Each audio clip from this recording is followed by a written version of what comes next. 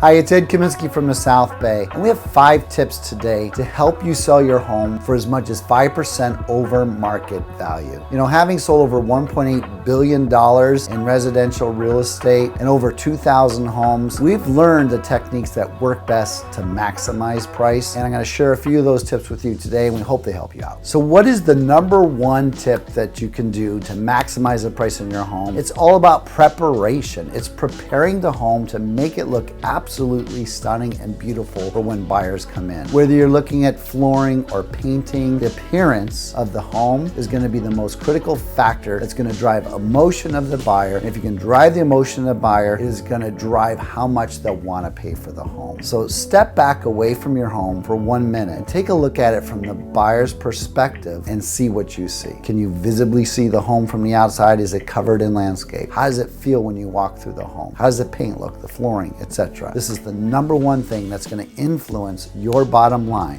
when you sell your home. For the other 4 parts of this series, just check out my page. And if you're curious how to maximize the sales price on your property, you can also go to edsellmyhomefast.com. That's edsellmyhomefast.com.